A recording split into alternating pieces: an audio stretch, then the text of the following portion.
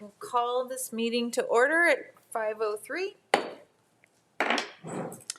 Roll call vote. Please, Sam. Trustee Soilu? Trustee Murphy? Here. Trustee Pearson? Here. Trustee McElroy? Here. Trustee Anderson? Here. Trustee Crane? Here. Trustee Wiegand? Here. Dr. Smith? Here. All right, adoption of agenda. Do I have a motion? So moved. Second. Roll call vote. Trustee Murphy? Yes. Trustee Pearson? Yes. Trustee McElroy? Yes. Trustee Anderson? Yes. Trustee Crane? Yes. Trustee Wiegand? Yes. The vote was 6. Yes. 6 yes. Right, Carol? I just feel free to laugh away. The math adds up. The math adds up, yes. I'm your auditor. Okay. Community input on closed session items only. Clerk Pearson, would you please read your statement?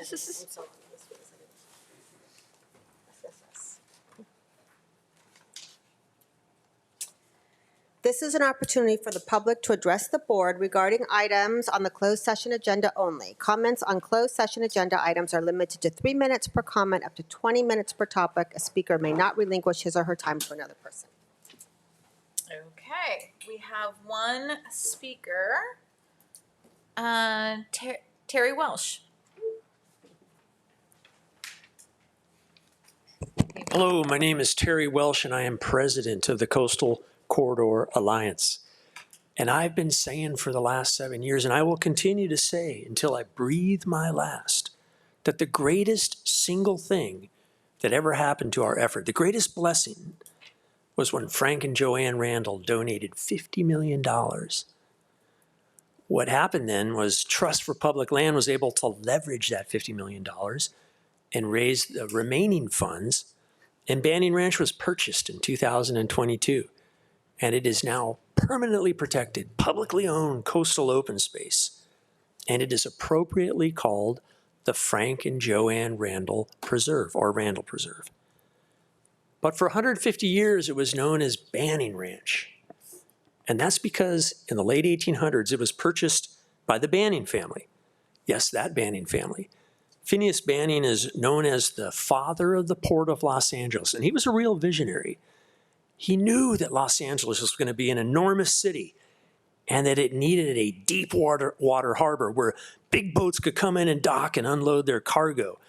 And he looked at Santa Monica Bay and he looked at Long Beach. He said, Long Beach is the place. And he dredged this harbor, built a breakwater, and cargo ships could come in and unload their cargo. Back then they were sailing ships. And the cargo was put on a horse-drawn wagons and carried into downtown Los Angeles. That eventually became steam locomotives and then diesel trains. And today, ships still come into Long Beach, unload their cargo, and it's carried by diesel train to the heart of Los Angeles. So a real visionary. And this guy was a real magnate of early California, an incredibly wealthy guy. If you go to Wilmington, that's a little town just north of Long Beach, there's the Banning Mansion. It's called the Banning House Museum now. You can learn all about the Banning family. So why did this immensely wealthy person buy a goat farm in Costa Mesa? And well, back then it was a 4,000 acre farm. It's whittled down to 400 acres it is today. But some people think that Phineas also wanted to build a second deep water harbor at the mouth of the San Juan River. We don't know. If I ever find out, I'll let you know. But for 50 years, the Banning Ranch was in agricultural use, goat, sheep, etc. They discovered oil in the 1920s. In 1940, it became a full-on oil-producing oil field. That continued for 80 years. And they pumped their last bit of oil about 5 years ago.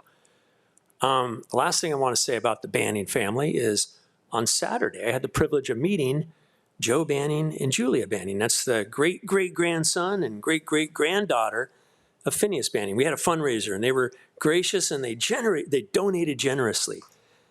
So to summarize, I'm going to turn back to what I always talk about is please try to find a way not to build homes on Banning Ranch. We really believe there are alternative locations, and let us know what we can do to help you do it so you don't build homes on Banning Ranch. Thank you. Thank you. Alrighty, we will now move to closed session. The items are A, conference with real property negotiators, B, public employee discipline, dismissal, and release, C, conference with labor negotiator, and we will return to open session at 6 p.m.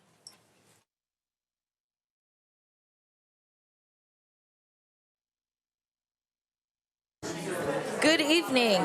I am calling the meeting of June 9th, 2026 to order at 6:03. Board President Dr. Soilu is out of town, and so I will be conducting the meeting tonight. In closed session, the Board of Education took action to approve the separation agreement and general release of number 202504 HR, and the roll call vote was unanimous. Opening ceremonies. Now we will have a moment of reflection and pledge of allegiance led by Trustee Crane. Are you ready? Okay. Trustee Crane. Stand. Hand over your heart.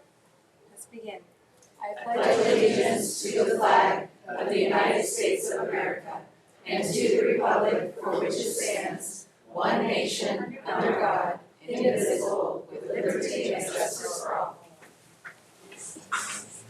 Thank you. Alrighty. Now for the adoption of the minutes from May 19th, 2026, and special meeting of May 19th, 2026, and the regular meeting. I said that wrong. But anyways, Samantha, you got it, right? Okay. Do we have a motion to approve the minutes for the special meeting and the regular meeting? So moved.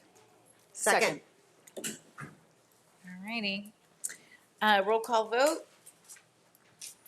Trustee Murphy, Yes. Trustee Pearson, Yes. Trustee McElroy, Yes. Trustee Anderson, Yes. Trustee Crane, Yes. Trustee Wiegand. Yes. 6-0. Thank you, ladies. Okay, now we're moving on to recognition. And we are recognizing the spring athletic sports champions. Woo. Dr. Torres. Yes, always a good time to be in Newport-Mesa. It's wrapping up the school year, and we have several winners tonight from Costa Mesa, Newport Harbor, and Corona Del Mar. But I'd like to introduce and welcome Dr. Mike Shaka, who's going to introduce this item. Good evening, Vice President Murphy, members of the board, Dr. Smith, Executive Cabinet, all of our wonderful guests here today, and the students who are in the wings who we're about to meet. Success is created when great leaders hire great coaches, and those great coaches coach exceptional athletes. And so we're going to talk about some of those exceptional athletes today. It's important to notice it's going to be some of them because we have so many CIF champions that next board meeting we're going to continue with the celebration. So first of all, I'd like to introduce our principal of Costa Mesa High School, Jeff Giles, who's going to talk a little bit about some of Costa Mesa High School's CIF success.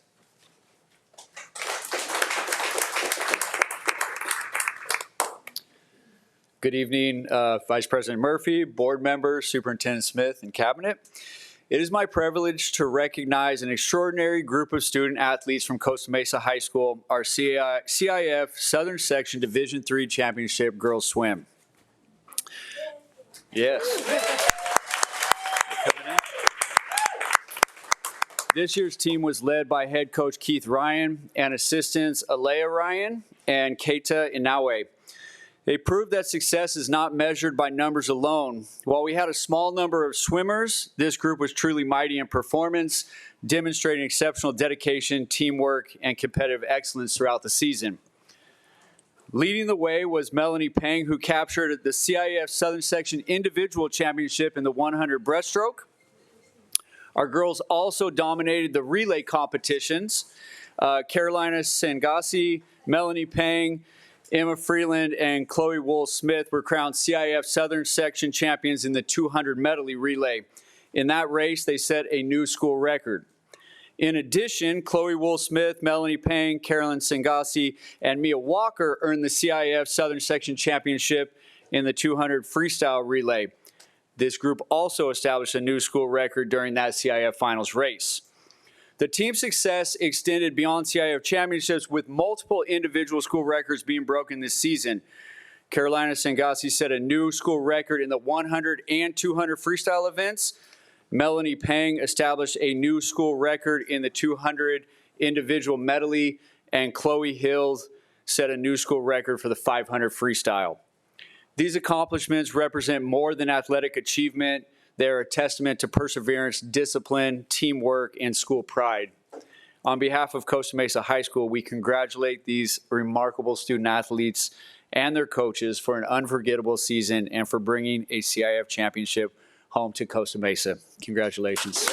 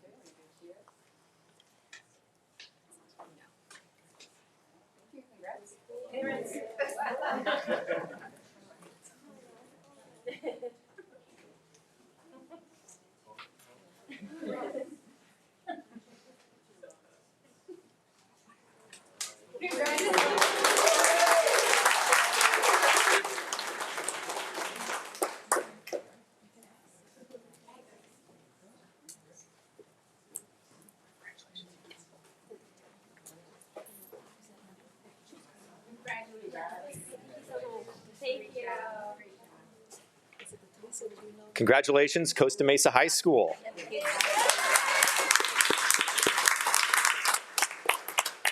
Our next school we're going to recognize is Newport Harbor High School. I'd like to call up someone that is not a stranger to this boardroom, Dr. Sean Bolton.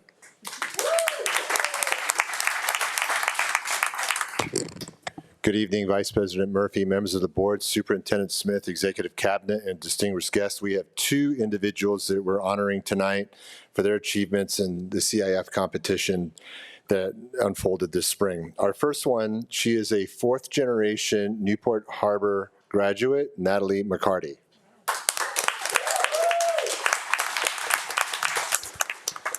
With her tonight is Coach Bates, who's also a science teacher at Newport Harbor High School, who also instructed me that I should talk tonight. So Natalie's great-grandfather graduated Harbor in 1946. He was one of 5 all-CIF basketball players. Natalie's grandmother graduated from Costa Mesa High School, was a longtime librarian at Newport Harbor. Natalie's mom is here tonight, along with grandmother, who's a Newport Harbor grad. And Natalie is not only a Newport Harbor grad, but was one of our valedictorians this year, one of 17 valedictorians. She's headed to Cal Poly SLO to run track and field. She was an individual champion in the high jump, and she also set Orange County and school records in the 300 hurdles. And so she was 3rd in state in the 300 hurdles, and it was at state that you set those records, correct? So congratulations, Natalie, and she's well on her way.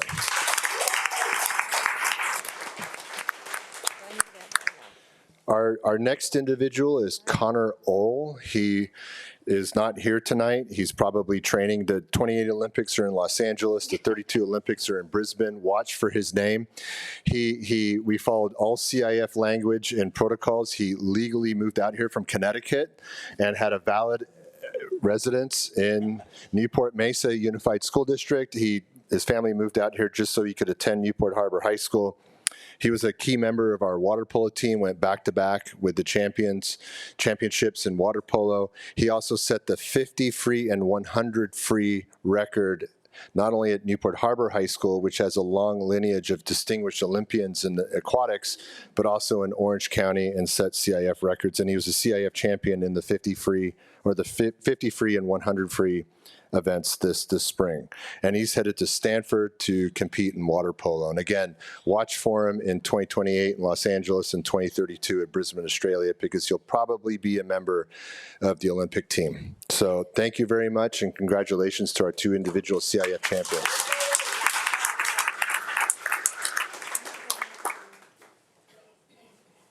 We're going to get some questions.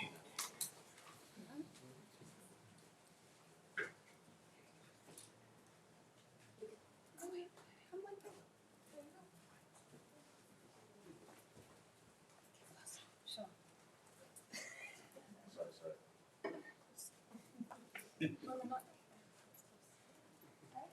can please look at this camera for right now. 1, 2, 3, keep looking, thank you. Now you can go over here.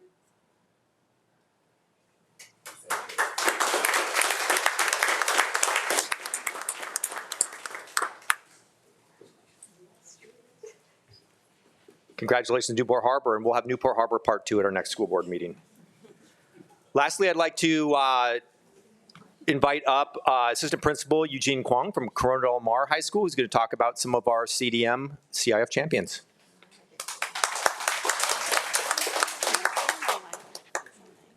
Hello, good evening, Board Trustees, Executive Cabinet, and distinguished guests. It's my honor to introduce our swim team coaches. First up, Coach Lucas Reynolds. He's an alumni of Corona Del Mar Middle and High School, class of 2009. He's currently a social studies teacher, also teaches in the Academy of Global Studies, coaches boys water polo in the fall and the swim team in the spring. This is his 3rd season as the head swim coach with 9 years coaching swim. Alongside Coach Reynolds is Coach Chuck Olson, also CDM alumni, graduating class of 1981, coaching assistant here at CDM and a varsity swim coach for the past 3 seasons. 20 plus years of coaching swim, also head coach at the Newport Hills swim team. They would like to say a few words about our honorees. Thank you. Thank you for your time. On behalf of Lucas Reynolds, who oversees our operation, allows me the freedom to help coach some fine athletes. I say there's 2, none better, and I'm not talking about their swimming ability. It is their ability to not only work hard, work on their school, but also come back and contribute to their teammates. A lot of times in club swimming versus high school swimming, once the higher performers leave and they're working out with their club and compete with us, we don't see them a lot. And that is absolutely not the case with these 2. I've also tasked them with the chore of coaching their teammates, which is, as you know, not always easy, but the patience and the kindness that they show, and of course the respect that their teammates hold for them, makes them an invaluable tool. Also, since I do coach an age group program, it's a perfect example of what we want our younger athletes to look up to when they get older. They need role models now more than ever. So that being said, I would just say this. Their swimming prowess is amazing. Beginning this season, Lucas and I talked and we said, I think we're going to have the best male and best female breaststroker, if not the state, possibly the nation. And I will tell you, you all know, we are not the biggest school. I doubt that this has maybe even ever happened. That being said, the way these 2 represent our school is beyond admiration for their swimming ability. It's the 2 wonderful humans that they are. So I thank them, and so does Lucas Reynolds.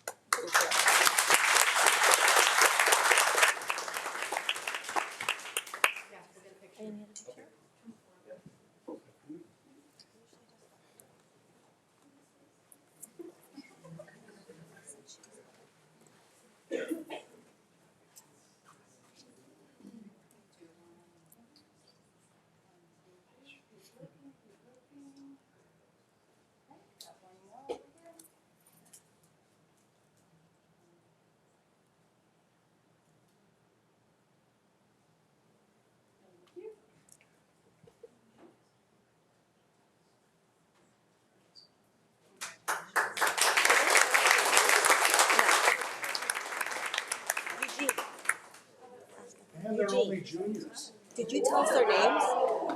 Do we know their names? Thank you.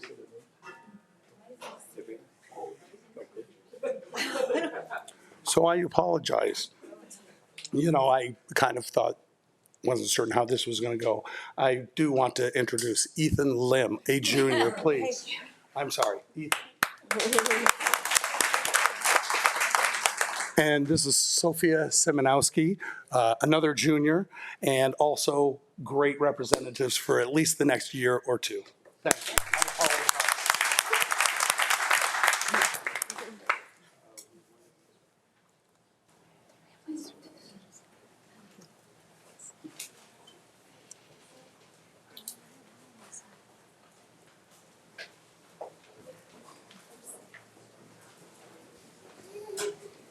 And that's a wrap. We have some more teams we'll be bringing forward at our next June meeting.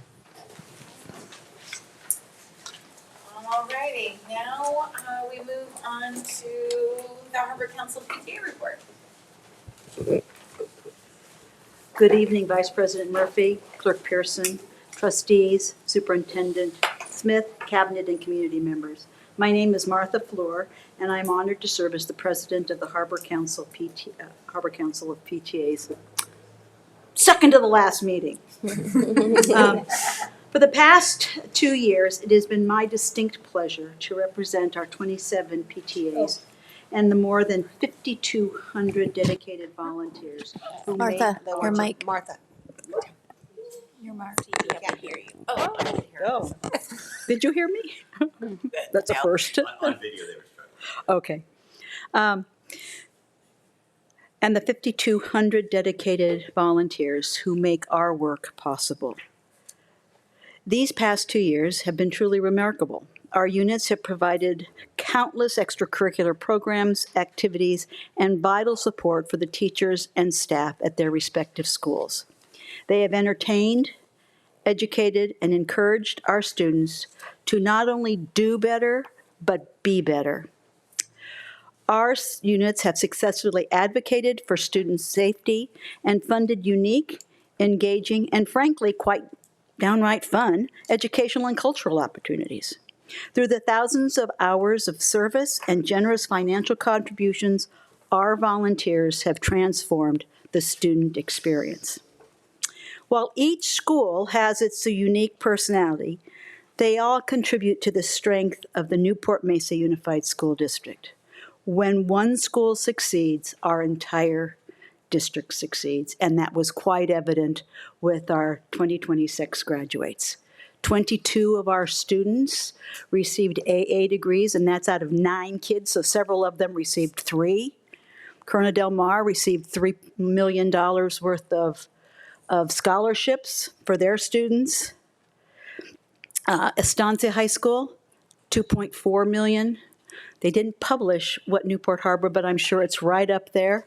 And they didn't publish what Costa Mesa is, so I know that that's what up there. But just evident with our champions here. The impact of this work is visible every day. Just today, I heard from Lauren Maulmeister, president of College Park PTA, that over 1,000 parents, students, and community members participated this last week in their summer kickoff event. This is just one example of the incredible community spirit our PTAs foster. We are stronger together. And tonight, I would like to introduce the 2026-27 Harbor Council President, Mrs. Lisa Bowler. Come up here. Lisa is no stranger to Newport-Mesa. She has served in the position previously. Her 4 kids attended Newport Harbor, Ensign, and Mariners Elementary Schools. And they have graduated and have now started their own families. And now those children are starting at, there are 2 at Mariners, one that's promoting up to Ensign next year. So she's quite interested in the new principal. And she's got 2 more starting in the wings. So Lisa, there you are. I also am a graduate of Newport Harbor and went to Ensign, and my husband graduated from the Del Mar. So we're very strong supporters of Newport-Mesa, so thank you for welcoming me. And I look forward to seeing you in the coming whatever. Thank you. Thank you, Martha. All right, next we have Amy, right? Yep. From the classified. Yes, yes. Hi, good evening, Vice President Murphy, trustees, Superintendent Smith, cabinets. My name is Amy Ching, and I'm president of the CSEA Employees Union. And I wanted to thank the trustees, administrators, and personnel commissioners who participated in the Appreciating Classified Employees Day, ACE Day. It's one of the highlights of the year, and we wanted to highlight the moment Trustee Pearson was paired with Julie Hamilton, a health assistant at Harper. Julie and her dedications to students left an unmistakable impression upon Trustee Pearson. And I won't go into details. I'll let her tell you that story. But tears were shed, and it was just a very heartfelt moment that was felt by the entire room when she shared her experience. Being present and really seeing each other in moments like this can bring our community together. So we want to thank everybody who put the day together and everyone who participated. While we wish the students and staff that are off for the summer the best, we remember that many continue to work throughout the summer. Limited term assignments for bus drivers, instructional aides, nutrition services workers, librarians, and office staff provide continuing educational and enrichment programs for our students. These work days also help classified employees bridge the summer gap financially and increase pensionable days for less than 12-month employees.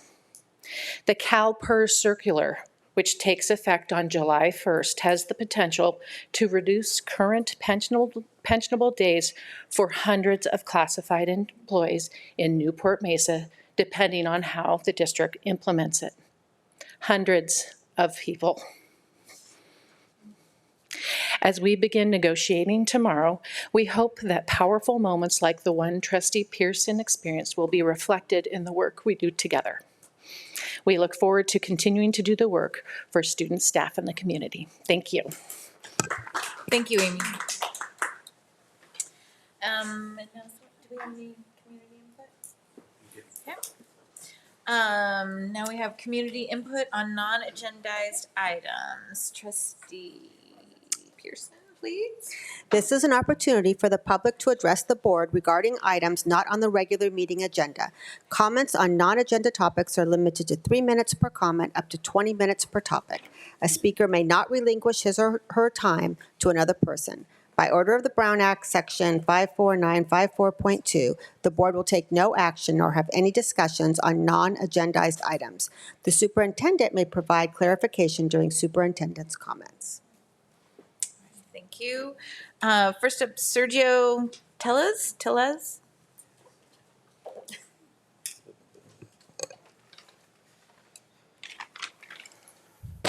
Hello, good evening, everyone. My name is Sergio Tellez. I've been a community leader, a community member for the last 14 years, partnering with a lot of different nonprofits, the City of Costa Mesa, City of Newport, and just government agencies on creating better communities, healthy communities. And and one of the nonprofits that I have partnered with, it's a nonprofit called the Non-Toxic Neighborhoods. So that's why I'm here today, because for the last several years, I've been advocating to ban the use of pesticides and herbicides within the Newport-Mesa Unified School District. I never got anywhere. I followed up, I followed through, never got anywhere, never got an answer back. Recently, I found out that the process of how to handle pesticides and herbicides has changed in one site. And while that's a great step, and I'm glad that you took that action, I think all the students and the staff and family deserve the same level of protection regardless of which neighborhood they lived in or how loudly they're able to advocate. Health and safe standards should be applied consistently across every site in the district. Pesticides is a real issue. We want transparency, we want to be notified. It shouldn't be a privilege to just certain communities or certain schools. It shouldn't be a privilege that only certain schools get that. I think it's not just about that. It's about treating every school the same. It's not treating one school different than from the other school. It's about ensuring that every child receives the same consideration, the same protection, and the same commitment to a healthy learning environment. So what you did was a great step, but it just doesn't seem fair that only certain communities, certain schools, just because of whatever reason, now it's a different process, but then there is the undeserved, disadvantaged communities that go to different schools that it doesn't matter if you keep on spraying pesticides. So I'm here to advocate that the ban of pesticides all across the Newport-Mesa Unified School, not just on some schools. Thank you so much. Thank you. Next, we have Bethany O'Connor.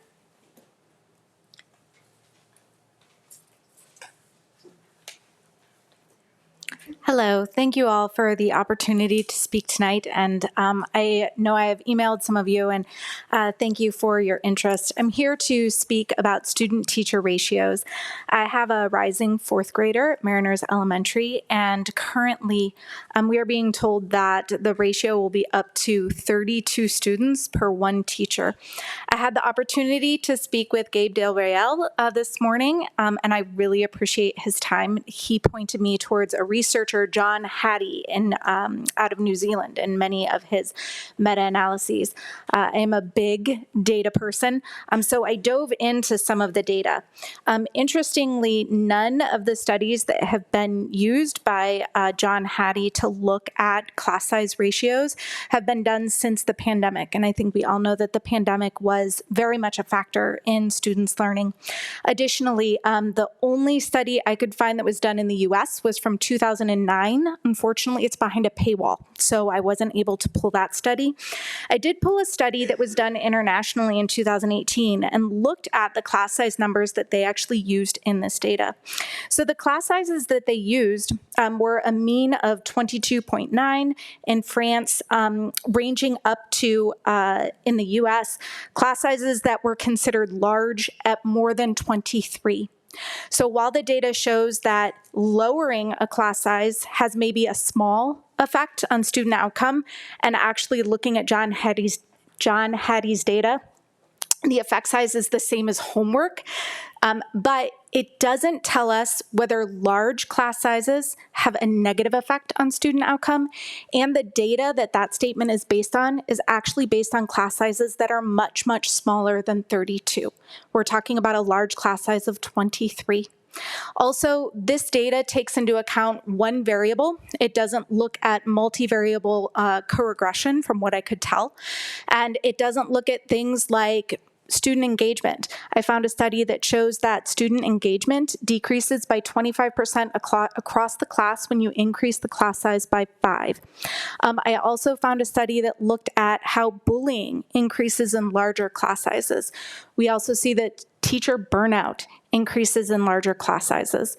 I actually do have a little bit of personal experience with this. My oldest was at Mariners in the 2022-2023 school year, started off the year with 32 students, went up to 34 during the course of the year. I can tell you that that was a very, very difficult year. Her teacher was burnt out. Her teacher left teaching after that year. The other 6th grade teacher is no longer working as a classroom teacher either. He's moved into another position. I would really like to see Newport-Mesa Unified apply this research. Thank you. Thank you. All right, next up, superintendent's comments. I want to thank the community advocate for coming. He may have left, but I'll clarify for the board's interests. You know, we haven't made any adjustments to spot treatments on any of our campuses, including Anderson. What we have here is a chance to pilot something that he and other community members have advocated for some time. We have a field restoration project at Anderson where half of the field is also being restored, but by the city. They were going to pilot a similar non-synthetic spray. And so we thought this is a great chance for it to pilot it. We brought to the board before. The board policy says the least toxic, effective way. We had no data to demonstrate that that least toxic was effective. So here's a pilot for us that then we can apply, as he said, to every school. We definitely agree that safety shouldn't be a privilege. Safety is a benefit for all of our students, every one of our schools. And this pilot will give us scientific data to look at, is this impactful or not, to inform your policy decisions going forward. So don't disagree with anything he said, but just wanted to make sure we were clear about what the pilot represents, why that was the pilot spot, and how we're going to analyze it moving forward. And even with that pilot, taking all kinds of precautions in that community, windscreens, so that they can, make sure that there isn't chemicals blowing and filtering through. We've shut off the irrigation, so there isn't any runoff. It's all fenced in, so no kids can play there. So even though we're doing an organic approach, a non-synthetic, which is what some of the folks have advocated for, we're taking even more precautions than that. So we look forward to seeing how this works, so we can bring that back to the board. I would have loved to have been in the meeting with Gabe and our parent geeking out about data. I can only imagine how much fun that was. I enjoy having these conversations myself with Gabe. And I think, one of the points that was made is, we do have to look at some current research because things probably have changed a bit based on the impact of the pandemic. Probably referring to the Tennessee Star report that was embargoed or behind a paywall, because that is kind of like the leading research on class size reduction nationally. I can't speak for internationally. And what's interesting is that they found that for academic outcomes, in fairness, right, because there are other things that the parent mentioned that aren't necessarily academics, that there is only a benefit, a measurable or significant benefit for 17 or fewer students. That if it got higher than 17, it was statistically not as significant. And that was only for grades K through 3. That any grade above 3, there was no statistical relevance really to class size reduction for academic improvement. What's interesting, not that you brought this up, but Jack O'Connell, who advocates for us as a part of Capital Advisors, wrote the legislation in California for class size reduction. He couldn't get the state to fund it at 17-1, which is what the research said, right? Clearly. The state could only afford 20-1. So he asked Jack, well, why'd you do it? It made teachers and parents happy, right? That's a consideration. But as far as the research goes, that's what this has been built on. And I think we do have to look at what has happened in the scientific community since the pandemic. I'll say this, though, what the science is clear about is that there is no greater impact than quality of instruction. That's why the teacher efficacy bid is so important. That's the greatest lever we have that can overcome all those other disadvantages and barriers. And that's why this district has leaned into that. And I hope that parents not only appreciate, but see a difference in our focus on quality instruction in every classroom, making that a guarantee. I would also hope that our parents are encouraged by the fact that in Newport-Mesa Unified, we have some of the lowest class sizes, the lowest teacher to student. And I would go even further, student to adult ratios in the state of California and including Orange County. Many of our folks who work in this district have kids in other schools, and they wish that they had class sizes like we have, because they're in 34 to 35 in every grade level, including kindergarten. And so I know that doesn't exactly agree with what every parent would like. I would hope, though, that they would see that we do have a benefit here in Newport-Mesa, and they feel grateful for that. And with our staffing ratios that are historic in this district, as soon as we get a +1, so if one student comes in, we act right away, and we reduce that classroom, because that's our commitment to the community. And so I agree. We have to continue to rely on the research. We have to continue to lean into quality instruction, because that is a great equalizer in public education. And I would love to geek out with you someday over other research and talk about, what we can continue to do, because we are and should be the best school district in California. And we'll only get to that place as we really leverage that high quality instruction, support our teachers and support staffs doing that great work, right? Measure it and get better every day. And the research is a big part of that. So. Thank you, Dr. Smith. Alrighty, next we move on to community input on agendized items. Do we have any agendized items? Nope. No more community input. Okay. Now we have the consent calendar. Do we have a motion to approve the consent calendar? So moved. Second. Okay. Lisa? Sure. Okay. Roll call vote, Sam. Trustee Murphy? Yes. Trustee Pearson? Yes. Trustee McElroy? Yes. Trustee Anderson? Yes. Trustee Crane? Yes. Trustee Wyken? Yes. Okay, the vote was 6-0. Moving on to our public hearing and action calendar. We need to receive the report on the SELPA Local Plan Services Plan and SELPA Annual Budget Plan for the 2026-2027 school year. Sarah Yakum. Yes, that's me. Good evening. I'd like to ask Juliana Salvao, our Director of Special Education Resolutions and SELPA, to come up and present this item for us this evening. Last year, I had to step in and bat for her because she was out having a baby. So I'm glad she's back and is able to do our presentation for us this year.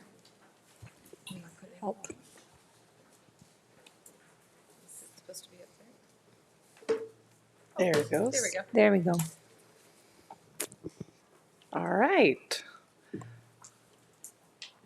Vice President Murphy, Superintendent Smith, trustees, cabinet, and guests, I have the very high honor of coming before you today to talk about the Special Education Local Plan for next school year 26-27. So I appreciate Dr. Jocham presenting last year for me. So this is being an addition to that. The SELPA, Special Education Local Plan area, really outlines and operates the governance plan. We here in Newport-Mesa are a single district SELPA, so it's unique in the fact that we're all one together instead of a multi-district SELPA where there's several districts under one SELPA. This year, each SELPA through the state is required to update portions of the local plan. We need to hold a public hearing and then adopt the plans at a board meeting.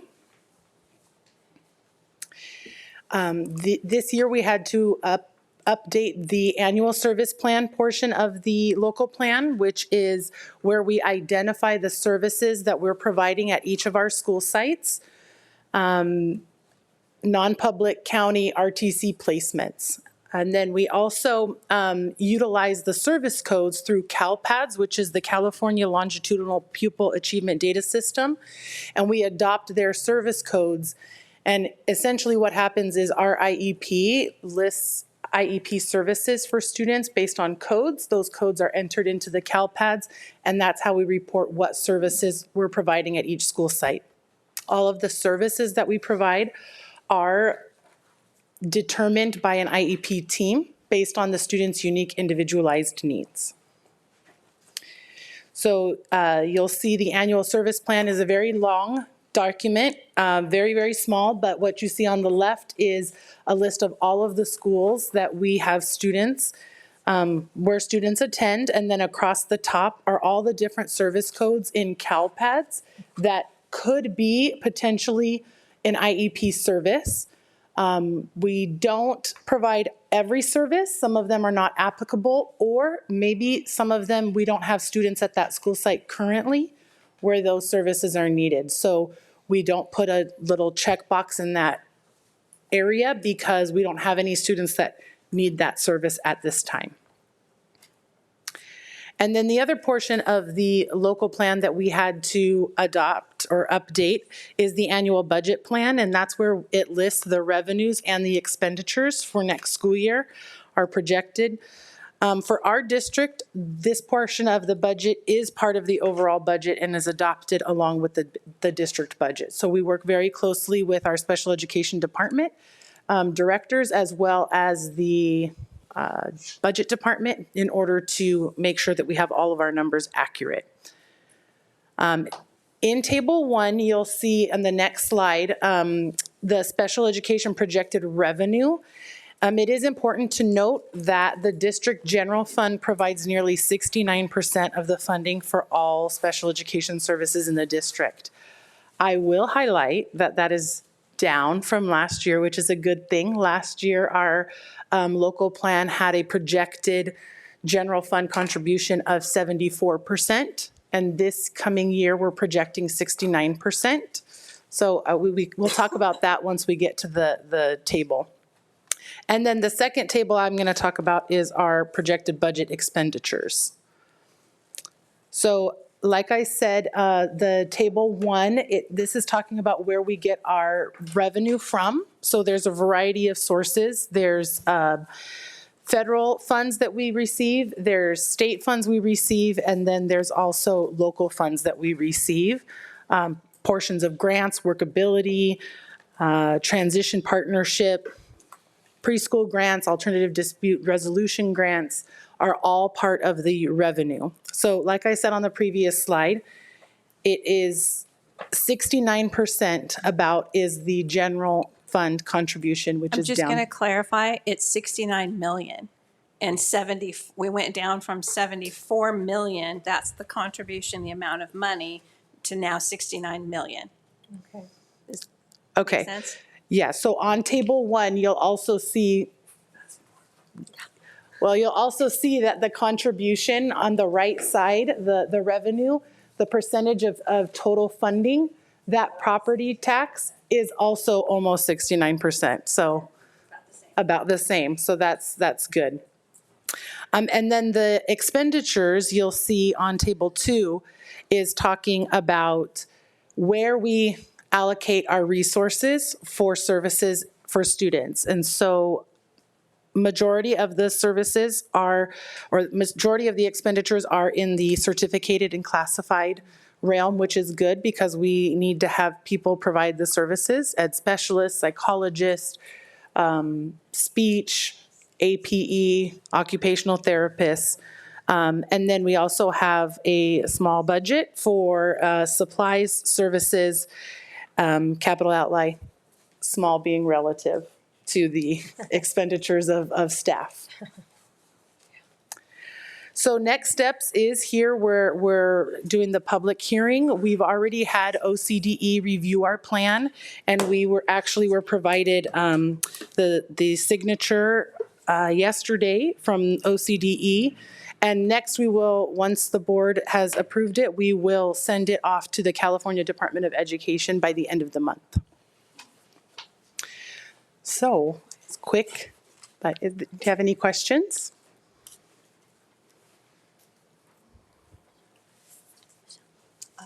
Michelle, Oh, sorry. I'm sorry. Ashley asked a question. Or no, Carol. It was so quick. I'm so sorry. I was asking some other questions. One, just to, is there any way to get that in a Bigger font? No, we can't. I shared that we'll get the board cleaner copies that are easier to read, and in the future we'll make sure that as we project up there, it's readable. It's just really hard for people to kind of track those, and that's our mistake. And we'll get you better copies and make it bigger in the future. Apologies. That's all. Okay. Ashley. Thank you. Yes, if you could just print the version that's attached to the agenda, that would be great. Yes. I was wondering on the table 2 where it talks about the other outgo and financing is 11% and 11 million. What does that entail? Because salaries, benefits, supplies, services, all of those are covered in the other portions, but that seems like kind of a large, are we financing this? Or No, what does other outgo mean? So what that is that is the amount of expenditures that we utilize to send students to county regionalized programs. So students that are deaf and hard of hearing that attend Santa Ana Unified or the OCDE Deaf and Hard of Hearing program. There's also several other programs that OCDE utilizes to ensure that we meet the needs of our students, and we send our students there. They're still our students. We still attend IEPs. We still keep track of them. We still are very much involved in their education. They just need different types of services that we don't offer here. Okay, great. Thank you. Mm-hmm. Any other questions? Yeah, a quick question, and that could be, first of all, thank you for the presentation. That could be a Mr. Dixon question, and you can come back with it later, but what is the percentage of from our general fund that we are using, like the 69 million, for example, or the 74? What percentage of our general funds is that as far as spending on special ed? Out of the 505 million total budget. Yeah. Yeah, so I can't do that on top of my head, but I can certainly do that math for you and get it back to you. Absolutely, put it in the weekly. Okay. Yeah, but it's basically you're tying it to the total overall budget that you'll see in a little bit, about 505 million for the year. Yeah, I asked because I hear across the county a lot of districts say that it takes a big chunk of their budget, and so I was just curious how we compare to the other school districts? Yeah, it's actually a very timely question. We just reviewed that information at our latest CBO meeting, the Chief Business Official meeting, and so we have that countywide data. Yeah. And so that's something we could definitely provide to you. It is fascinating how much it's gone up over the years. Yes. It's a countywide, it's statewide, it's not isolated to us. Because I know IDEA has never fully funded what they promised they would fund, and it's really very taxing on the LEAs. Yes. Thank you. All right, thank you. Thank you. And do we have a motion to approve? So moved. Second?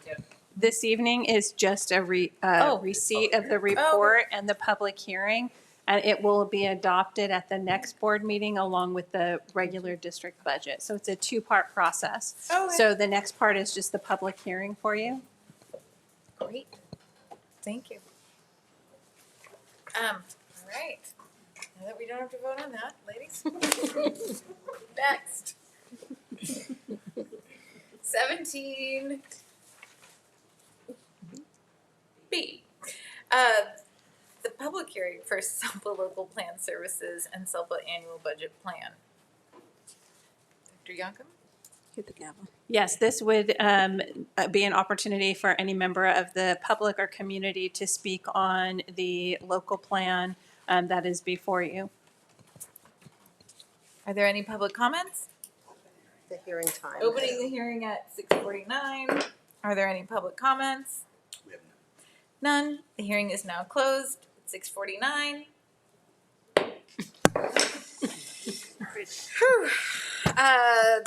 17C, receive report on the local control and accountability plan and the 2026-27 budget. I'd like to welcome up Vanessa Gailey, who will share our LCAP season and how that's gone. I want to commend her work in making sure that there are lots of voices and perspectives in our plan, that it really represents what we're doing. It's authentic, it's real, and it has a vision for us moving forward. And similarly to the SELPA, you'll just receive it, we open it to the public, sunshine it if you would, and then we close. Yes, it's the evening of plans and budgets. You're welcome. So Superintendent Smith, Vice President Murphy, members of the trustees, cabinet, and guests, I'm pleased to bring a report to you tonight on our local control and accountability plan, my 10th year. And I'm really pleased to just open out with this guiding slide that we use in so many of our presentations. And we're proud of our LCAP and that it really does encompass the ethic that all of our students are all our students. And you can see that in the way that we've structured our LCAP, but we're always mindful of that this is guiding our work. What is our LCAP? It is a state requirement. It's a 3-year plan. It's required of all districts throughout the state. It must be approved by the board by June 30th of each year. It contains many components that are required by the state. It has a budget overview that I'll be sharing in a moment. It has a plan summary. It addresses different technical aspects about technical assistance we've received, because we do have differentiated assistance support. We outline how we've engaged our educational partners, there's goals and actions, et cetera. I am not known for my short plans, but this one is down from the 300-page behemoths that it has been. It's only 160, but there's 25 pages of directions, so we're actually, we're a little bit shorter than usual, but we are guided by our board priorities and tightly aligned. You may remember last year we rearranged our goals to match, and we anticipate as the strategic plan is finalized and we're looking at the language of that, the portrait of a graduate, that we will be incorporating those aspects into the next LCAP cycle. We are in year 3, and so next year we will be writing to an annual update that closes out this cycle and then opens up the next LCAP cycle. All LCAPs are required to open with a budget overview for parents. It's created by the state. It's supposed to provide a little more clarity on how the money all fits together. The circle on the left represents multiple funding streams coming together. And then there's that larger blue piece that says total LCFF funds. And then broken apart, you see 2 kinds of pie. The smaller pie is a supplemental amount called the Supplemental and Concentration Grant. We have the supplemental category only, and that's $20,448,000. $5,844, I believe. And then the rest of that big blue piece is the other LCFF fund. So those pieces go together. The point is that little pie is supposed to be directed toward our high needs students, our low income English learner and foster youth in particular. And so that's one of those pieces we write to in our plan. But the LCAP does not account for all of the dollars. As Jeff Dixon mentioned, we have an over $500 million budget, but not all of that is accounted for in the LCAP. And so that's what the blue on the side represents, that of that 500-ish million, around 300 million is what's included in our LCAP. There are things like retiree benefits and other routine maintenance and things that we just don't include in our LCAP. And then the third page of the budget overview is a reflection on 25-26. It's meant to be an annual update. And so the point that we want to make is that the supplemental amount that's the target from the state was $20 million, but in reality, Newport-Mesa budgeted $26 million. So we exceeded that target by a great amount. We ended up spending around $24 million, and so the purpose of this little page is to show, was there a shortfall and what happened? And so a couple of key things happened. In particular, we had a healthy AVID budget. We didn't spend all of it. It was a little hard to get all the tutors that we may have wanted, but we're working on that. So this is the purpose, is to kind of say, well, what happened? And, you know, I can assure you, as I always do, our children were served. They were safe, seen, supported, and guided by high quality instruction, and we're always looking to improve. So engaging our educational partners, starting off in February, officially known as LCAP season, we go out and we reach far and wide. We have a survey, we reach out to our advisory committees, we have the parent advisories, and a number of school site councils. All of our school site councils report to us. We gather all of that data, we synthesize it, we look for themes and patterns. Again, we encourage everyone to get involved at your school level, because your school plans are what then also help guide and support our LCAP. We have our school community facilitators weigh in on what they're seeing with parents and families. And we've really made an effort in including student voice. So we have not only the student advisory, we go to all of the we go to 8 elementary schools for focus groups, and we do focus groups at all of our middle and high schools. So we're pleased with that. And of course, the partnerships that we continue to have with our bargaining units. So this piece here is to let you know that when we're doing the measurements and the results, there are some measurements required from the state, and those are things like grad rates and smarter balance scores, chronic absenteeism, et cetera. We can also add additional metrics, and that's something that we do, for instance, our star reading or metrics around our AVID program. And so you'll see that throughout our LCAP. And then we have to make sure that we have metrics for anything that's a contributing amount, that LCFF supplemental money. When we're spending that, we have to connect it to metrics. And you see that in the essay at the end. And then lastly, we have to make sure that we're supporting student groups. When we have any student groups, especially that have been identified on the dashboard in red and orange, we have to make sure that we've included them in an analysis at the beginning of the LCAP. So you have also seen monthly presentations highlighting a number of the activities that we do to support our student outcomes. So you'll see a lot of the outcomes reminiscent in the LCAP, but this thing is a lot more dry. We have the plan that goes all, some, few, and so each action is tied to a goal number. So goal 1, action 1 has a title, and then it shows you the action as well as the total funds. And the numbers are important because if you were to look at the action tables at the end, they correspond. So there's a little bit more money, about dollars and cents at the end, but this gives you a sense of what are we spending on, and then who are we guiding it toward. So for instance, what you'll notice in action 1.13, this is designed to support English learners, so we call that out. And then yes, it's a contributing action. And then this, again, is for few. You'll notice our advanced placement and SAT fee waivers designed for low-income students so that there's less of a financial burden in participating in these assessments. So that's the structure of the plan. We have 4 goals that are designed to serve all. We have a goal 5 for Back Bay and a goal 6 for Monte Vista because they receive a special funding stream that has to be included in the LCAP. We want to highlight some key investment strategies that we think are bearing fruit. When you've seen numerous reports on our early literacy, and we're so pleased with all of the progress there, as well as the academic innovation that you heard about recently. Our CTE pathways, the critical thinking strategies that we do where we elicit and respond to student thinking, where we're building thinking classrooms and doing thinking maps, et cetera. So we have some significant investment in the academic success. But we have also invested in the whole child. As you know, the school counselors continue to gather great feedback, as well as as the PBIS work that we've been doing across our schools. In terms of parent and family, we're pleased that we brought on Parent Square and we're trying to unify our messaging, but we also have strong advisories and especially our multilingual family outreach, which is of course our school community facilitators and the multiple ways that we try and make sure we provide translation and interpretation. Lastly, if you've driven around our district, you've seen that our facilities improvements have been keen. And then we continue to support technology refresh and infrastructure and of course our staffing. Toward the very end of the LCAP, we have an increased or improved section where we talk about, again, that 20 million. This is budgeted for next year. And then there's a percentage that's just a calculation from the tables to increase or improve services. And so the way that you then look at all of the dollars and cents is in these tables. So there's a section designed for looking at the 26-27 school year, and that outlines everything in the LCAP, who it's intended for, if it's coming from federal funds or state funds or more of our general fund. And then the contributing actions is anything that we said is part of that 20 million 448,000. That goes here and is outlined about who it's supposed to serve and what the dollar amount is. And then in the annual update, what happens is we tell you, well, we thought we would spend X amount, and then our estimated actual, the best that we can tell, because you know the books aren't exactly closed yet, but they're close. So our estimated actuals, and then we have to explain any material differences embedded in the LCAP.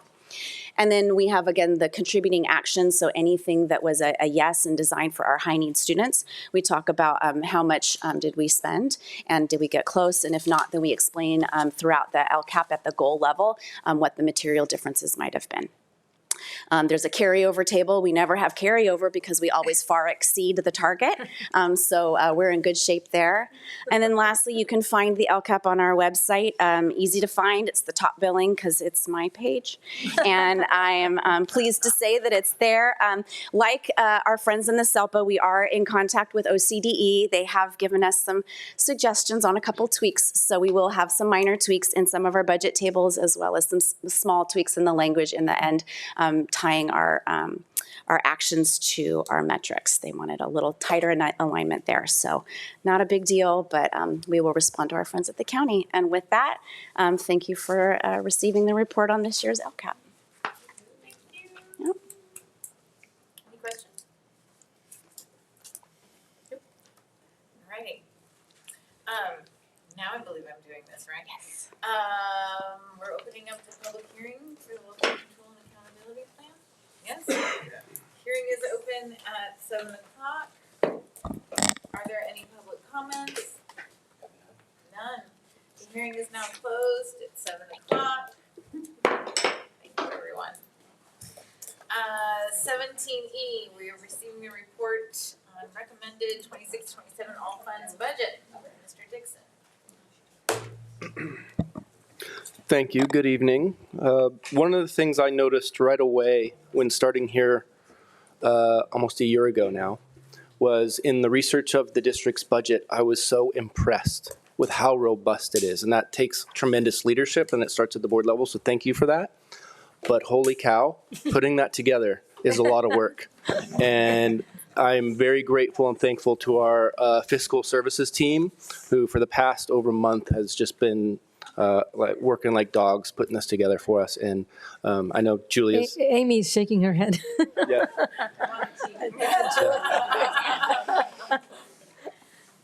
But it is great work, and it's great to be a part of, and it is a real big team effort. It's across departments. This does reflect a lot that we do, everything we do, and so it's important. So although I'm going to do a high-level presentation tonight on it, I do want to just remind the board that this is the first step of 2 we have this month. Every June we bring this to you as information first. It gives us time to digest it. We ask questions along the way. If you have anything else or we have any updates, we'll bring it back in June. We'll acknowledge whatever changes we made from what we're sharing tonight.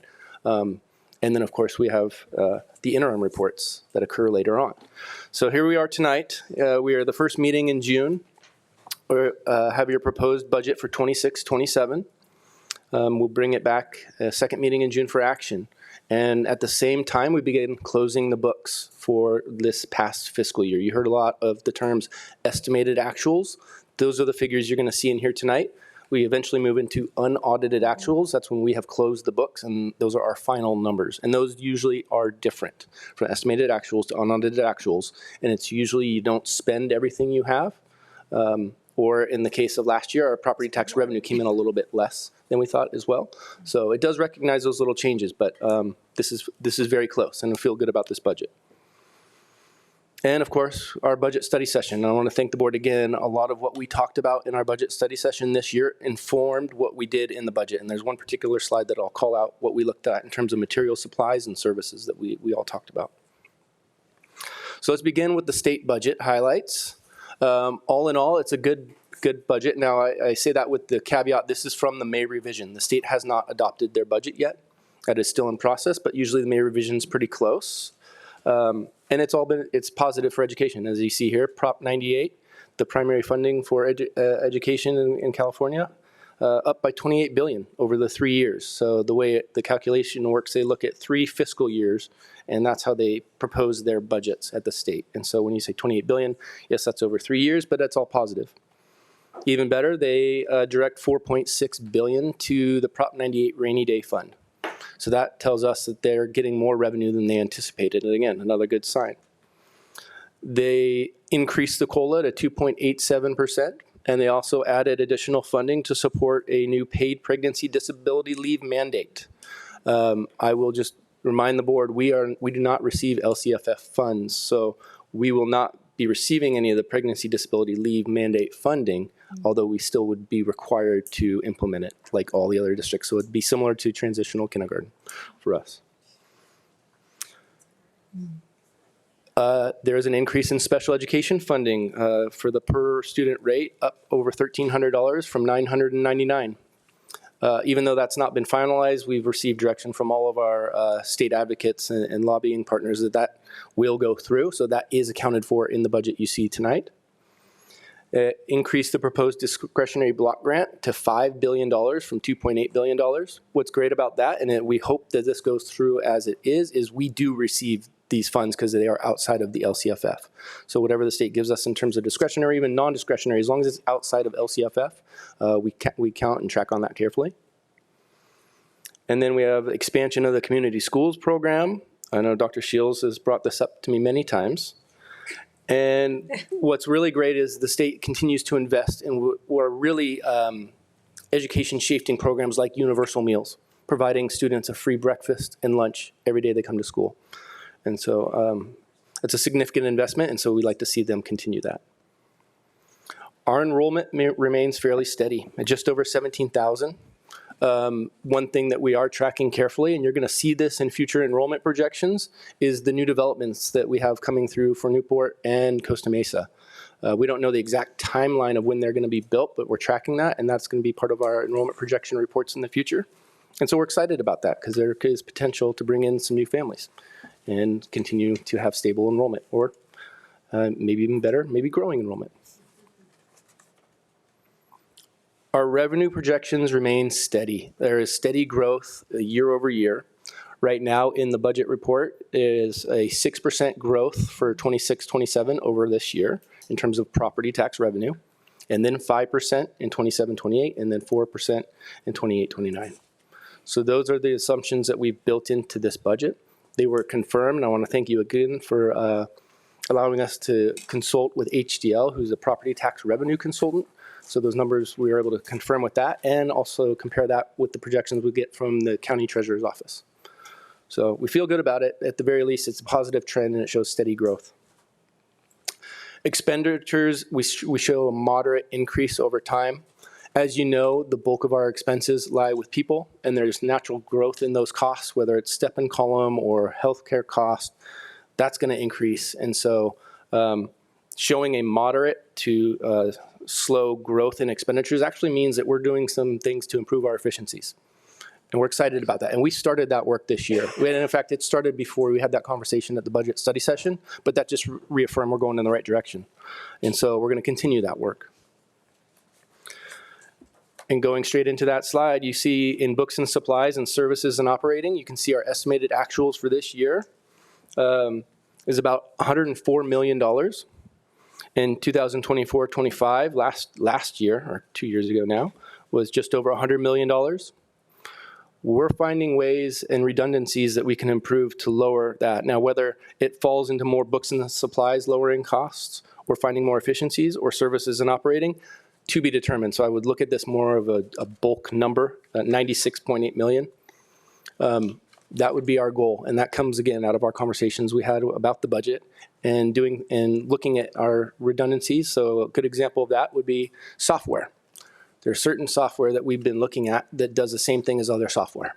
So maybe you don't need both.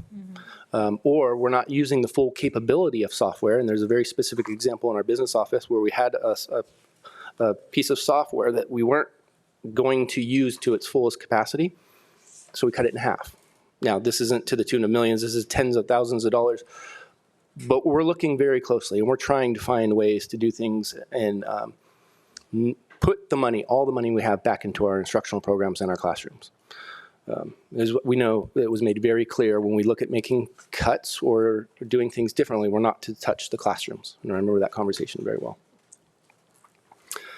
So our ending fund balance, we have for this year just over $72 million, and it slowly drops next year, but then it starts its gradual decline. So the way I like to describe this when I talk to Dr. Smith is this is our soft landing coming out of very significant investments over the past 2 years. The vast majority of that was one-time in nature, and we're catching back up, and now we're putting ourselves back in a position where we're going to start looking at ways we can address increasing reserves, bringing up other opportunities or programs, having facilities discussions and mapping out and planning those projects with dollars to back it up. So generally excited about the work we have ahead for us, and we're coming into it in a very, very good position. So you can see when I say that our revenues are catching back up to our expenditures, it's beginning in 27, 28. We now see those lines crossing back in the right direction, where our revenues start to exceed expenses. This does account for that $8 million in being more efficient with our expenditures that I showed on the previous slide. But even without that, we're still trending in the right direction, and we're going to start tapering off on our expenses and increasing revenues. In terms of our reserve level, this is an area of focus, and I brought it up once already, but this is an area of focus, and you're going to see that on the financial activators slide for us as well. This is a busy slide, and I apologize for that. I usually don't like busy slides, but you've seen this many times in the past, so I didn't want to deviate from how you've been looking at it.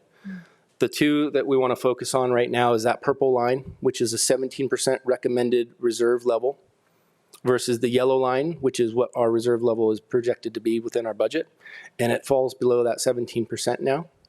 It's certainly not as low as it was back in 2010, where it was just over 7%, but that's an area we definitely are keen in on, and you can see as our results on the financial activators. We have unrestricted general fund balance change, negative $26.1 million. Again, that's coming off those large investments and finalized payments for all the work. Property tax revenue change, positive for us. Again, we're showing 6% for next year. General fund, our reserve for economic uncertainties, well, that's flat for all 3 years, 4.5% of total budgeted expenditures. Reserves, again, that's where we drop into, we need to analyze, 9.3%. And then our routine restricted maintenance, continuing the investments made there. And OPEB, workers' comp, and our Moody's credit rating remains the same. And I did just get the updated Moody's report last month, so it's been confirmed it's the same. When you look at the multi-year, you can see in 25, our current year, and 26, 27, we show the negative change in general fund balance. That changes in 27 and 28. And that's, again, where you saw the revenue flip over the expenditures. But in our reserves, you see that our estimated actuals for this year keeps us just over 14%. Now, it's not that 17% goal, but acceptable was 13 to 17% on the activator. We're falling below that. So this is a real area of focus that we're going to bring to you with every budget discussion we have. Now, it does show improvement, but I think, and if I've heard the board correctly, I at least want to be able to bring you options to increase that at a more rapid rate. And there's a variety of ways to do that in terms of budget. One of the most common is when you have unforeseen or unexpected revenues come in, especially if they're one-time in nature. You could elect to put those to reserves if you want, and those are discussions we'll have.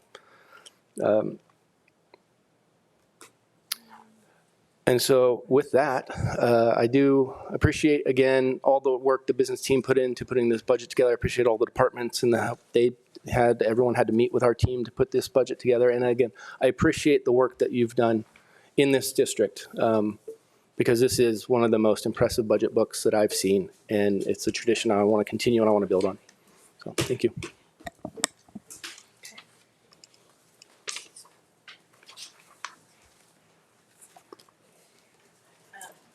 All right. Anyone have any questions? I do. Trustee McElroy. Thank you so much for all this information. I just want to point out, it's not really a question. I know the answer, but I want everyone else to hear the answer. We asked you to do more with less. Can you speak to that and give an example of, for instance, the new position that we're bringing on to the district, the new person, the new position? Really appreciate that question. A lot of thought went into that decision and that move.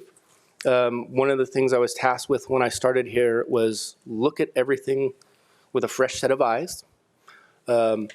We had some opportunities specifically in our our facilities department, given some people leaving in a transition. And before we just rehire positions, we made it a conscious effort in cabinet. So we're going to look at every single position that comes through and not just replace. Let's analyze, what do we really need? What can be most effective for us? In our specific instance, we looked at our director of facilities who left and separated with the district and said, well, what is it that we really need? We came off just 2 very large years of a lot of capital improvement projects and big projects happening. Regardless if we were fully staffed, and we were in facilities, you notice we still have to bring on a lot of construction managers. You have architects that you have to hire anyway.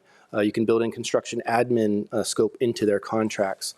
So thinking about that, where did we find a bigger need? And for us, it was a lot of our outside user groups, the use of our facilities, the use of the theaters, basically the operation management behind the using of our facilities, right? We can build the facilities, we can modernize facilities all day long, but to maximize the use of those facilities is really where we saw the need. And oh, by the way, it's a reduction in the amount of total salary from the previous director position, so it's going to be an ongoing savings for our district. And so that wasn't the goal. The goal was, what do we really need? It just so happened to work out where we saved some money, and it's forever ongoing. So that's why I really appreciate that question and example. So thank you. Could I tag along to? Yep. Trustee Crane or Trustee McElroy? I'm finished. You're finished. Trustee Crane. I mean, someone else may be next, but this one tags on to her question. So can I speak? Okay. Yes. There's no one else. No one else. Yes. Well, so thank you for doing that. As far as restructuring under your cabinet position, are you anticipating any other changes in the org chart that we have discussed already, or is in the making?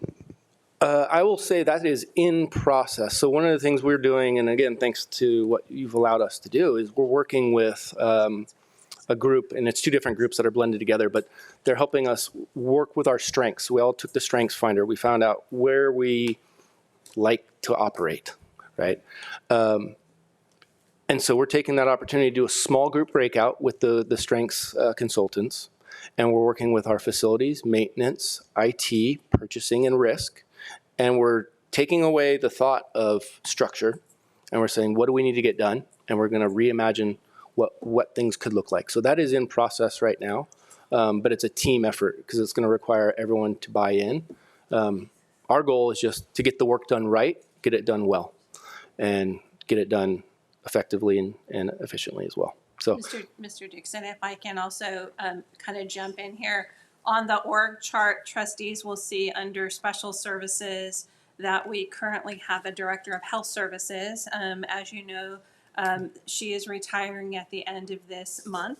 And this is, again, another position that we brought to cabinet, looked at the job duties, looked at the current structure, and determined that we would restructure that from a director to a coordinator position. So that will be one more example of a change you will see. The budget book reflects what's currently in existence for our org chart, but starting July 1st, that will look different. Thank you. Trustee Wygant? Yeah, we can go back to the. So, so in the next year, it looks like we're going to save, 26. We're going to somehow claw back 26 million, and those two changes, kind of amount to just a couple hundred, maybe. So, where is the lump sum of this savings coming from? Yeah, in the budget that you have before you, the reductions are occurring in the books, supplies, and services and operating categories, and that's why I highlighted that on the slide. Okay. Those are what we can control without doing any sort of programmatic analysis, because the last thing you want is your business guy telling your ed services what they should be spending their money on, right?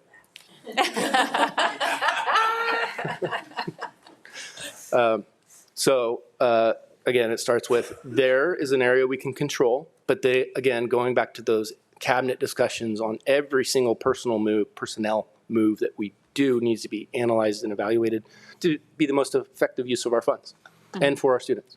And so I foresee there could be changes there as well, but it's not proposed in this budget. And that's why you see that the revenues don't catch up to the expenditures until the 27-28 year. And is there, for every department, is there sort of like a goal that everyone has to cut, or what does that look like? We will work on that specific amount. You could see here, if you just look at the budget for what it is about $8 million that we're trying to claw back. That's going to change on audited actuals, so we have some time to work through that because those will be more real numbers once we close our books. Mm-hmm. But yeah, that's a process, and we hope we don't have to get to the point where you have to go across the board reductions of any kind. But that's a tool in our tool belt, and right now we show we don't need to do that. But if that were to change, then yeah, we'd have to have that discussion. On that point, we didn't want it to be an arbitrary number because a lot of districts just say, pull a number out of the hat. Mm-hmm. Instead, what we're focusing on right now is a mindset shift, right? So we question everything we're doing. And what I've seen in my career is you tend to then even get more out of that. If I give you 2% or 3%, you're going to find 3%. If I tell you to behave differently, and to have people interrogate that investment from all around you, you find 6 or 7 or 8, right? So for us, it really was this first step is let's change mindsets in the district, right? And we're seeing it pay dividends already from where we were during the budget study session to now. But at some point, if we get to a hard number, then we may have to come back with, now we need X. But that's how we approached it. And all of those processes are going on this year to get to our next year of where our revenue exceeds our expenditures, correct? Yeah, we've already started the work, and you reaffirmed it with our budget study session, and so now we're staying course on that. Okay. Great, I like the way to look at it. It's like giving your kid to having them determine the punishment. Sometimes it's more severe than yours. Yeah. So I like it. Thank you. It does work better. Yeah. Trustee Crane. Oh, I thought you wanted to go back to Anderson. Okay, never mind. Trustee Anderson. No, I mean, I still have questions, but. Thank you. I also appreciate that. I think that's one reason we were excited to hire you and have fresh eyes coming from outside of our district and really looking at things in a new way. I think that is a great approach to have people really reevaluate overall. One of the things I also was wondering is how will that impact some of our internal planning? I noticed books and supplies as one of the items, and in past years, we have had huge expenditures when we've done, at one point we did the math and English language arts adoptions at the same time, and it was a huge impact to our budget. So knowing then that we need to wait a few years, what does that like internal planning or conversation look like with our teams? Yeah, adoptions can be very expensive, but we know about them years in advance, hopefully, so you can plan for it. In terms of like reductions on other books and supplies, the only thing that we assumed at this point is we're not changing any investments into programs. And what we did experience in the past is a lot of new programs that came about, or new startup costs that came about with those programs that don't exist anymore. So I think it's actually going to be a lot easier than we realize, because we're not starting up programs, new things, and having to buy all new books and supplies to kick those programs off the ground. We're just in a replenishment cycle now of those programs. Okay, great. Yeah, that's one of my concerns. I know a lot of our teachers particularly were concerned that was so much work to do both of them at one time. But also just considering, I guess by planning, what I meant is, do we have kind of either ad hoc teams, or are we constantly reviewing and asking, hey, is this math curriculum still working for elementary at this level? Are we still, how does that kind of wait and see? Like, do we have teams that we pull together a few times a year to talk about, hey, we would need to wait like 3 years if we want to make a change? What is that? As a reminder, we made recently, in very recent years, large-scale adoptions. And so part of what we're doing right now in elementary is letting that settle now that people know how to use the materials, how to ask questions. You know, we have questions about pacing and is everything here, manipulatives at the elementary level. And so now that we have a better understanding of that, now we'll be using the materials and looking at standards and seeing if there are places that aren't covered as deeply as we like to, and how we adjust, but we won't be doing a whole new adoption for a number of years out. Like, we did that, we did the science, ELA is our next, and it's not for a couple of years out. And those are major investments. And they certainly use the voices of teachers to help us decide what is the best tool to use in the classroom for the students we have. But we don't have a group right now being like, so when are we going to adopt math again? Like, we're not at that stage yet. Well, I think that's good to hear. Yeah, I just wanted to make sure, because I know that that had in the past been such a huge impact, and I think in different ways, I think for our staff to know that things are settling is reassuring, but also to, like, if we need new books, it's not like gonna break the bank. Thank you. Yeah, that's true everywhere. It's a big deal everywhere. Adoptions can be difficult. Trustee Anderson, are you done? Yeah. Okay. Trustee Crane? Okay, thank you. It is nice to hear that we have, coming from somewhere else that you're impressed by our books, to know they're tight. So the state budget, this unfunded liability that we are going to be faced with as far as the paid pregnancy disability leave mandate, how are you able to gauge how much we need to set aside? And do you have any idea? Are we talking millions? Are we? Potentially. No, we don't. What we do know is that of the $906.7 million, the state estimates that about $200 million of that will cover the cost for the paid pregnancy disability leave mandate. So proportionally, and that's 1.4% of their proposed new COLA. I guess that's what you're going to use. At the first point, but then once you start having a history of expenditures, that's really what you want to base your budget on. But like it'd be like trying to budget for a TK. Right. When building that, it's difficult. But usually you just want to have some flexibility in your budget to adapt to those things, and so that's kind of where we're at with this right now. So you're starting at 1-point-something%. It's going to be roughly around that. Yes, it's just because it's going to be. And when you extrapolate it based on the state data, 200 million to the 900 million, you're looking at like 17-ish% on that. It's probably going to be about 1% budget. Okay, and then going to the discretionary block grant, the $5 billion from $2.8 billion. Is this? Do you know if it's truly discretionary, or is there some asterisks? The proposal was, and just so you're aware, it is not budgeted in the revenue. The $2.8 billion amount is, but the increase to $5 billion is not. Okay. So it's conservative what you're showing us. Well, even if let's say the state said, yes, we still want to do $5 billion, but they made it not discretionary. Yeah. That's why we didn't want to account for it in the budget at this point. Okay. On that note, we have to continue our advocacy. If parents have ears that will listen, and PTA and other groups, there's still a conversation to push to fund the block grant on an LCFF basis. Once again, then we get none of that. Uh-oh.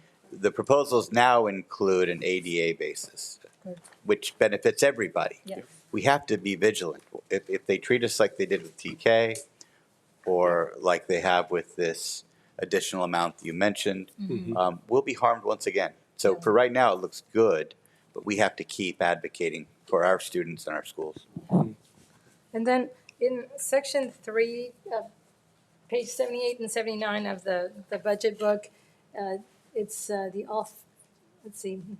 general fund summary, your summary. And so we're looking at the revenue side, and then we're looking at the expenditure side, of course. And it looks as if, because now you have actuals from 25-26, it looks like we are definitely heading in the right direction in the sense that in 25-26, we were 26.5 million in a deficit as far as expenditures. Should I wait? Page 78 and 79. Got it. Yeah, but to your point, generally, we are trending in the right direction now. And I like seeing that because it shows that the projected ones for 26-27 looks like we've cut that in more than half.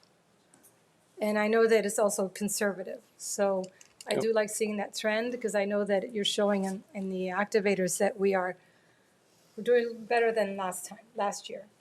Yeah, the And so 27-28 improved for us. I'm And happy to see that we're being conservative in our expenditures, making sure they match a little more our revenues. We're going in the right direction. it's important, yes. So thank you for that. Of course.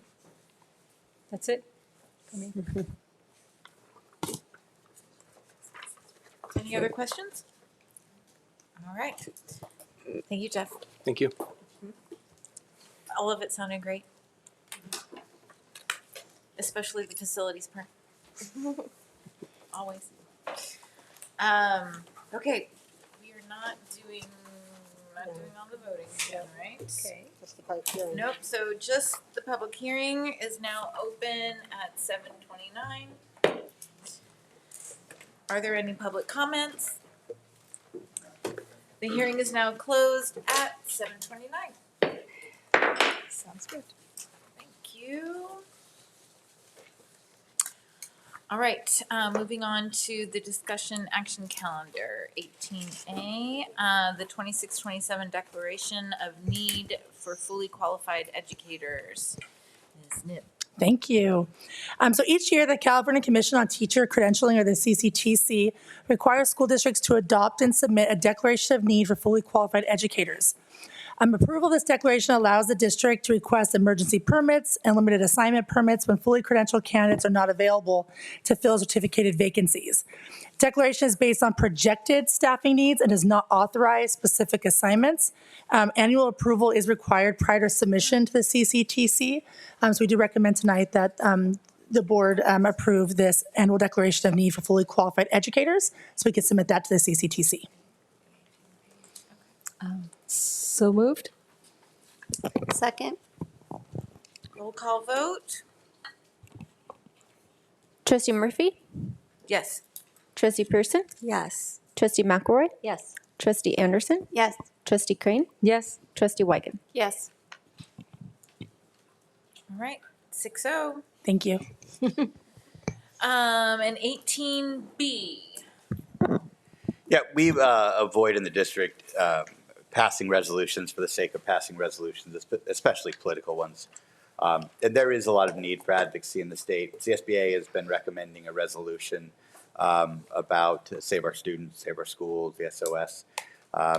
We decided with our experience that a much better approach is to advocate through our allies, capital advisors and others, a message on behalf of our district directly to policymakers.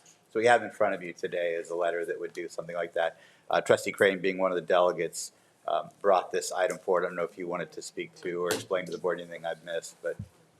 No, I do know. I just came back from delegate assembly, and many of our us trustees around the county did believe that a letter specifically to the legislators is much more efficient than a resolution by the board, just because it's going straight to the people who are going to make the decisions. This is just more of a, I think a resolution would be more of a statement from the board, but not necessarily a statement to the legislators sent directly to the legislators. So I think it's a better way to reach them.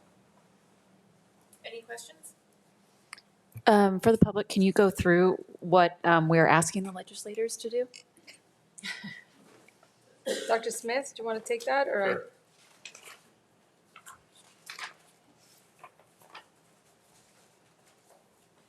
Here are the bullet points that really articulate what the main issues are.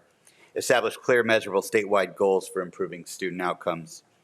Define the state's role in supporting local educational agencies through aligned systems of guidance, technical assistance, and accountability.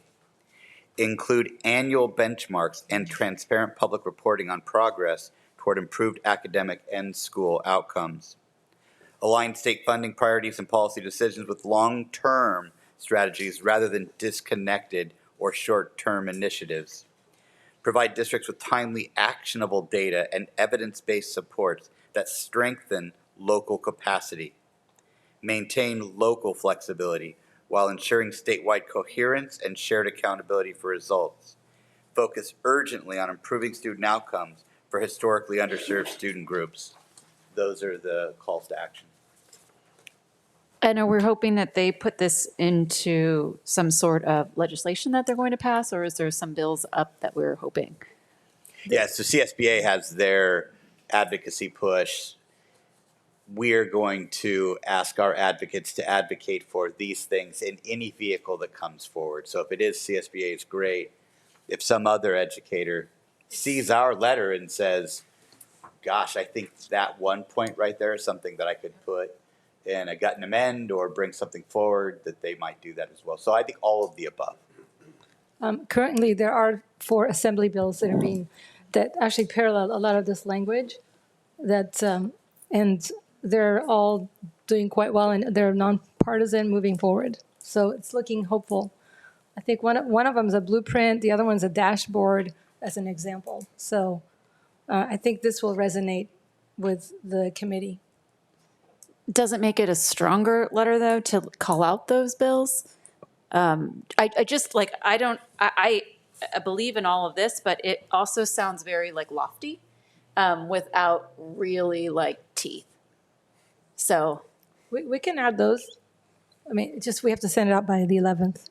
So, I mean, the thing is, we'd have to approve it tonight, right?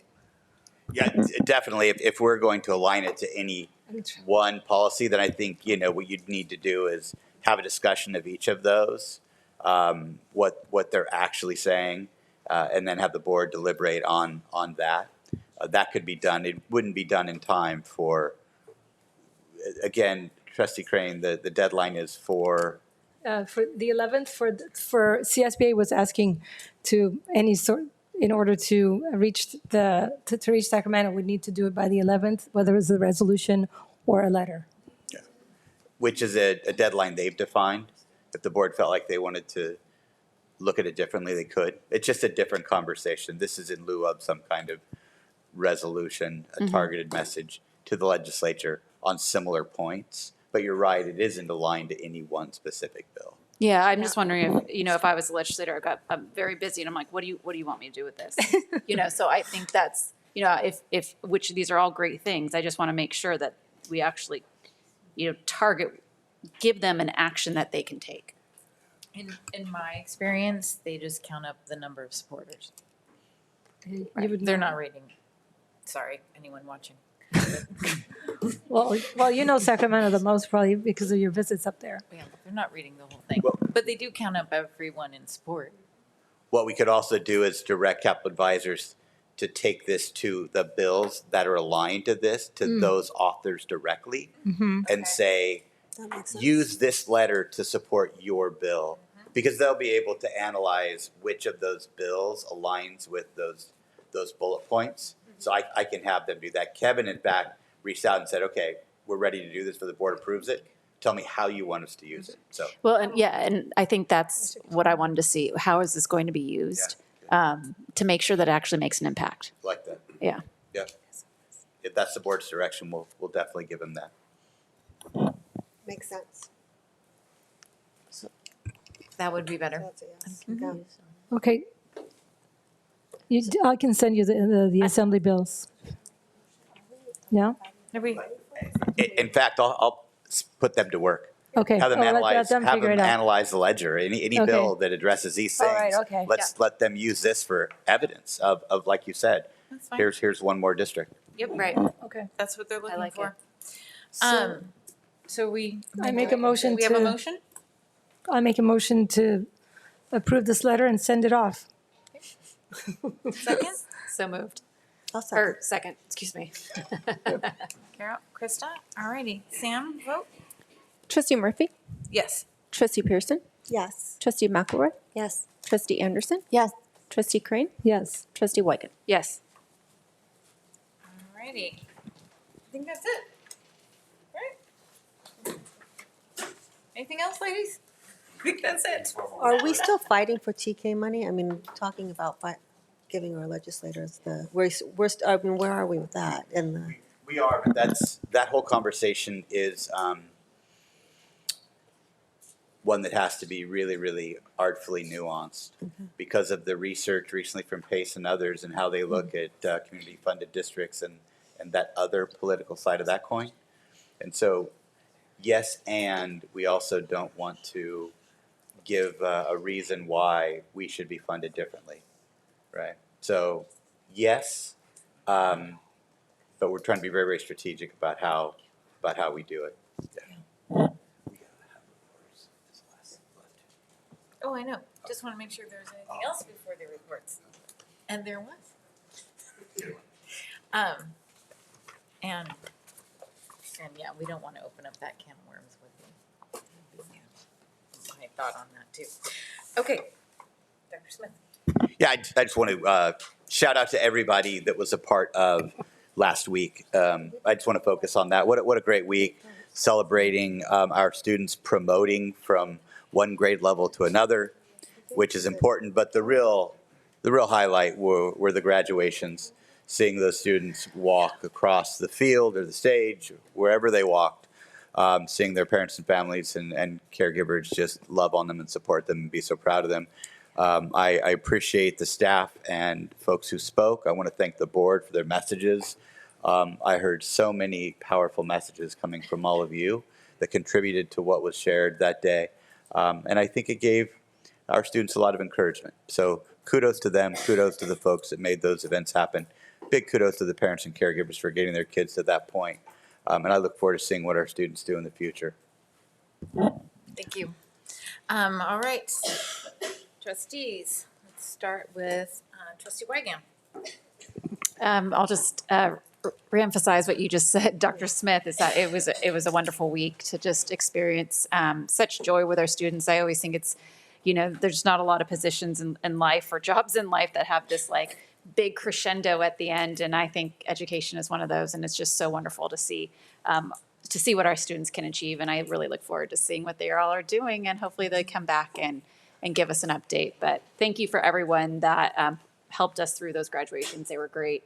And yes, it's impressive to see parents and see what the students can achieve, especially that they've been with us for 13 years or so. So thank you, everyone. Trustee Crane.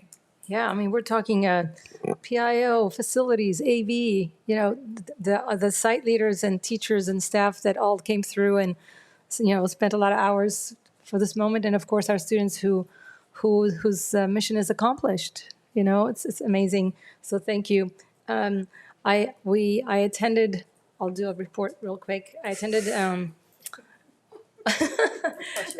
Coach Sumner, who is the iconic, legendary cross-country track and field coach, has hung up his hat, or shoes, shall we say, his track shoes, his cleats.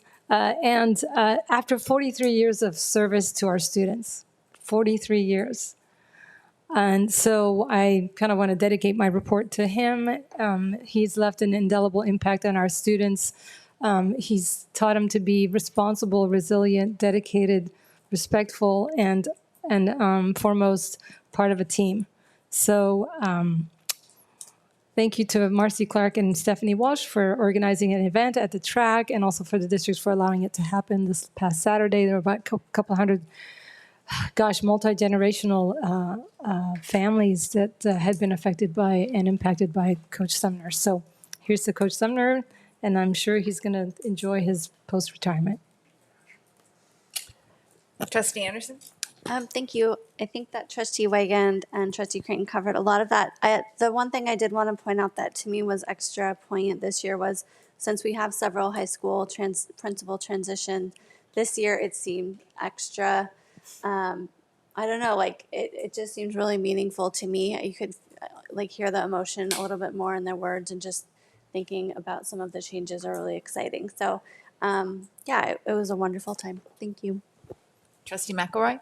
I just want to add that I think the most exciting part for me was shaking the students' hands and staring at them in the eye and feeling and just like talking to them. Like I remember saying, "Oh, well, God, you had it great. I mean, you must have a big fan club out there." Or I said whatever I said, but it was just like they got so excited. They had no idea who I was, but they were like super excited, and it's just I could see their future. And then the other thing that I really loved is I loved when they really when they really gripped my hand. I'm like, yeah, they're going to be awesome. Whatever they do, they're going to be good at. So anyway, so I guess it was just the one-on-one experience with the kids that really, over anything, made my day. Both days that I did it, and it was my hand kind of grossed me out a little bit, but I went straight to the bathroom and washed it. No, just kidding. But it was just kind of funny. But to think about shaking like 400 people's hands or whatever. That's carpal tunnel. That's a lot. But anyway, it was really great to see their faces and their excitement and moving on, and it's exciting. Trustee Pearson? Yes, congratulations to all our graduates. Same feelings, all the other trustees. There is one thing I've always stayed away from, and it's the open houses at our elementary schools, just because I felt like it was kind of the parent and the teachers, the parents and the students, that's their time. So I've always stayed away from it. But for some reason this year I found myself at, I think it was Lincoln Elementary, and I had more fun than I've had than anything else I have been to. I mean, everyone was so happy. Everybody's happy. I could not believe the effort that the teachers and the staff put in so late in the game. I mean, we're talking last week, and they were still putting things up on the bulletin boards. Anderson with all the new walls. I don't think that there was a empty wall in the entire school. They plastered things everywhere. It was such a feel-good. Kids and staff were working to the very end, and I don't think I'll miss the open houses anymore. It's a lot of fun. Ditto. I got to a few open houses too, and it's so fun to see the families having such a great time, and the teachers being so proud of everything that the students have accomplished that year, and having it all be up on the walls. And it's a great feel-good evening. Paularino and Sonores was at the same time, so I did have to run between two. So that was a workout. Same feelings and thoughts about the graduations. They were amazing to attend. When Costa Mesa High School graduated, Dr. Smith was standing behind me, and we saw the kids all throw up their hats, and the streamers went off and everything. And Dr. Smith said to me behind me, he's like, "This is the reason why I do this." And I was like, "Oh yeah, this is it," because they were so overjoyed and have so much ahead of them that they can accomplish and achieve. And I feel good about what we've done to help them get to that place, everything we've done to support them, everything our staff, our teachers, our administration, that you have and we have all done to make sure that these kids can go off on the right foot and have a great start to their next life. So now I'm going to cry like Krista, and I'm sure she can see. And anyways, thanks everybody. I hope you all have a wonderful summer, except for the ones we'll have to see in 2 weeks. Good night. 7:46.